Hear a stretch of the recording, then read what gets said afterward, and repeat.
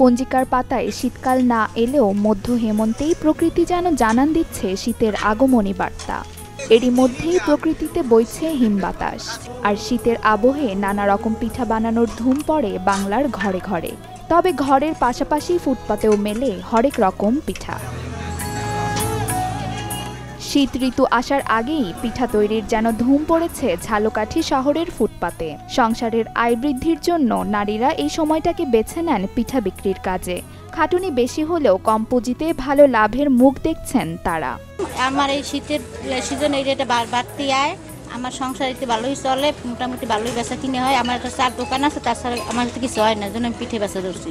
এই শীতই মোটামুটি বেচা কিনে যা হয় আল্লাহর রহমতে ভালোই হয়। এরপরে শীত আরও সামনের দিকে আরও বেশি শীত যতক্ষণ করবে তখনই আরও বেচা কিনে বেশি বাড়বে। আমি প্রায় 20-25 কেজি চাউল বিক্রি করি। এগুলো দিয়েই হলো যে আমার সংসার জীবন যাপন চলে। কাঁচি গোছা পিঠা বানাই, বাবা পিঠাও বানাই, আর ভর্তা হয়েছে শুটকি ভর্তা, আর সরিষা ভর্তা, কালিজিরে ভর্তা, নারকেল গুড়। 15-20 কেজি এখনই চলে, আর শীত পড়লে 50-60 কেজি হবে। সাজের পিঠা, চিতই, চটা আর ভাপা পিঠা তৈরি হচ্ছে শহরের বিভিন্ন এলাকায়। বিকেল থেকে রাত অবধি চলে পিঠা বিক্রির কাজ, যা খেতে ভিড় করেন স্থানীয়রা। আমাদের বাসা এখান থেকে 2 কিলোমিটার দূরে। প্রত্যেকদিন এখানে আমি হেঁটে আসি, কারণ বাসায় তো প্রত্যেকদিন পিঠা তৈরি করে না। পিঠার প্রতি অন্যরকম একটা টান থাকে। শীতকালীন সন্ধ্যাবেলায় মানে অন্যরকম একটা অনুভূতির মধ্যে দিয়ে পিঠাগুলো আমরা খাই। শুধু আমি না, আমার বন্ধু বান্ধব দল বেঁধে আসি। বাসায় বানাইতে অনেক রিস্ক ঝামেলা, এই জন্য আর কি এইখানে বানাই, এখানে বসে খাই, বাসায় নিয়ে খাই। এই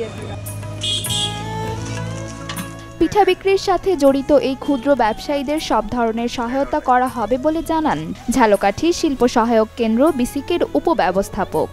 কিছু উদ্যোক্তা পিঠা তৈরি করে, এই বাফা পিঠা এবং কাঁচি খোসা পিঠা, পাটিসাপটা পিঠা।